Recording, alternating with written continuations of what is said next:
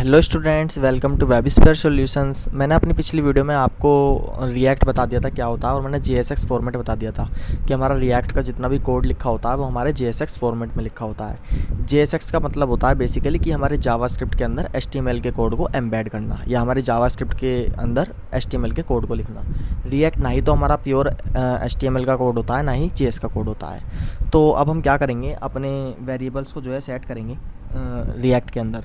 तो सबसे पहले हम क्या करते हैं, हम बेसिकली अपने ब्राउज़र के ऊपर जाते हैं और हम रिएक्ट ऐप को इस्तेमाल ना करके हम अपने वाइट को यूज़ करेंगे। बेसिकली हमारे रिएक्ट के लिए कुछ सॉफ्टवेयर यूज़ होते हैं। पहले हम जो है रिएक्ट ऐप को यूज़ करते थे, लेकिन अब वाइट जो होता है, वाइट JS.dev को यूज़ करेंगे। ये बहुत ज़्यादा क्विकर और फास्टर होता है और बहुत ज़्यादा अच्छा होता है रिएक्ट ऐप से। तो गेट स्टार्टेड करेंगे इसके ऊपर और हम इस वेबसाइट पर आ जाएंगे। तो सबसे पहले हम क्या करेंगे, अपने ये हमारे फर्स्ट प्रोजेक्ट को बनाने के लिए बोल रहा है, तो हम इसको कॉपी कर लेंगे और VS कोड के ऊपर आकर मैंने एक पहले से रिएक्ट फ़ोल्डर बना रखा है, और मैं इसके अंदर क्या करूँगा, कंट्रोल शिफ्ट और बैक टिक लगाऊंगा और अपना टर्मिनल खोल लूँगा। उसके बाद मैं उसको यहाँ पर पेस्ट कर दूँगा, एंटर करूँगा। उसके बाद यहाँ पर कुछ हमारा इंस्टॉल हुआ है, फॉलोइंग पैकेजेस हमारे कुछ इंस्टॉल हुए हैं, ये हमसे प्रोसीड करने के लिए बोल रहा है, यस कर देते हैं। उसके बाद ये हमसे प्रोजेक्ट का नाम पूछ रहा है कि हम प्रोजेक्ट का नाम क्या देना चाहते हैं। मान लीजिए हम प्रोजेक्ट का नाम दे देते हैं लाइक बेसिक रिएक्ट ऐप। हमने अपने प्रोजेक्ट का नाम दे दिया बेसिक रिएक्ट ऐप। अब हम एंटर करेंगे तो ये हमसे पूछ रहा है कि हम वैनिला व्यू, हम फ़िलहाल किस पर वर्क करना चाहते हैं। हम रिएक्ट पर वर्क करना चाहते हैं, लेकिन यहाँ पर रिएक्ट का ऑप्शन नहीं आ रहा है। Only 2 options are available. Wait a second, इसको हम थोड़ा बड़ा कर लेते हैं। तो हमारा ये ऑप्शन आ गया रिएक्ट का। हम रिएक्ट पर अपने कर्सर को ले जाएंगे। वेट अ सेकेंड, हम अपना कर्सर रिएक्ट पर ले गए और हमने क्या किया है, हमने फ्रेमवर्क के अंदर रिएक्ट चूज़ किया और हमने वेरिएंट के अंदर जावास्क्रिप्ट चूज़ किया है। उसके बाद हमने जैसे ही एंटर किया, ये हमें बता रहा है कि हमारी इस लोकेशन के अंदर हमारा प्रोजेक्ट जो है बिल्ड हो चुका है। अब हम उसको रन कर सकते हैं।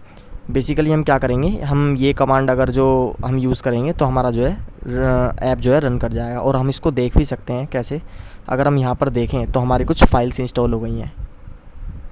इन सभी फाइल्स के अंदर हमारे पास index.html भी आ गया है। इसको मैं थोड़ा छोटा कर लेता हूँ। index.html आ गया है, package.json आ गया है, रीडमी फाइल आ गई है, एक हमारे पास वाइट कॉन्फ़िगरेशन आ गया है, एक हमारे पास ये फाइल आ गई है, एक हमारे पास git ignore आ गया है। हमारे पास नोड मॉड्यूल्स नहीं आए हैं, तो नोड मॉड्यूल्स हमको एक्सटर्नली जो है डाउनलोड करने पड़ेंगे। तो उसके लिए हम क्या करेंगे, सबसे पहले हम यहाँ पर क्या लिखेंगे, cd basic react app, enter करेंगे और उसके बाद हम लिखेंगे npm इंस्टॉल। आप ये इंस्टॉलिंग जो है थोड़ी सी टाइम ले सकती है, तो थोड़ा वेट करेंगे। बेसिक रिएक्ट ऐप हमारे ऐप का नाम है। अब हमारे सारे के सारे नोड मॉड्यूल्स जो हैं डाउनलोड हो चुके हैं, इंस्टॉल हो चुके हैं। यहाँ पर आप देख सकते हैं नोड मॉड्यूल्स। इसके अंदर आपको सारे के सारे जो डिपेंडेंसीज़ हैं वो आपको देखने के लिए मिल जाएंगी। और ये हमारा रिएक्ट ऐप जो है क्रिएट हो चुका है।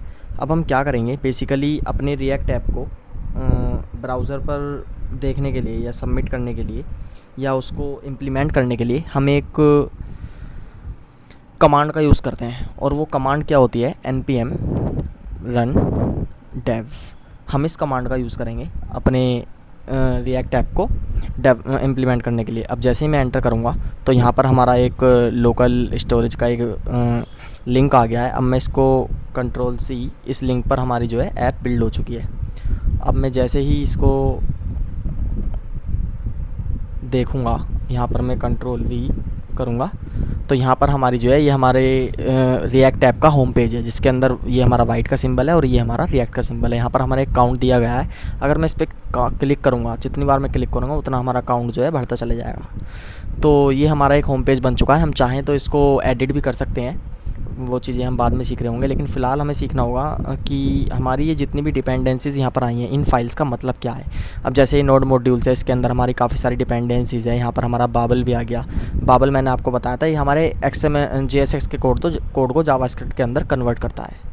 बेसिकली हम कह सकते हैं जितनी भी फाइल्स हमारी डाउनलोड हुई हैं हमारे नोड मॉड्यूल के अंदर ही जितनी भी फाइल्स डाउनलोड हुई हैं हमारी बेसिक रिएक्ट ऐप के अंदर, जो हमने रिएक्ट की मदद से, हमने जो वाइट फ्रेमवर्क हमने यूज़ किया है उसकी मदद से ये जो हमारी जितनी भी फाइल्स डाउनलोड हुई हैं ये हमारा बॉयलर प्लेट कोड है। जैसे हमारा HTML के अंदर बॉयलर प्लेट कोड होता था ना, पब्लिक के अंदर हमारी एक वाइट डॉट SVG ये वाला हमारा आइकन आया है। SRC के अंदर हमारे एसेट्स आए हैं, हमारे app.css वाली फ़ाइल है, app.jsx है। बेसिकली .jsx जो होता है वो हमारा एक्सटेंशन होता है JSX फॉर्मेट का।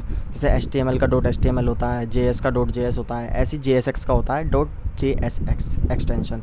हम इसको JS में भी लिख सकते हैं, लेकिन हमारा जो स्टैंडर्ड वे होता है वो JSX में ही लिखने का होता है। index.css है, main.jsx है, ये हमारी मेन पेज की फ़ाइल है। app.css, main.jsx वाली फ़ाइल है हमारी। ये सारी की सारी फ़ाइल जो है हमारी क्रिएट हुई हैं। तो ये हमारा बॉयलर प्लेट कोड है हमारे ऐप का। That's it for today.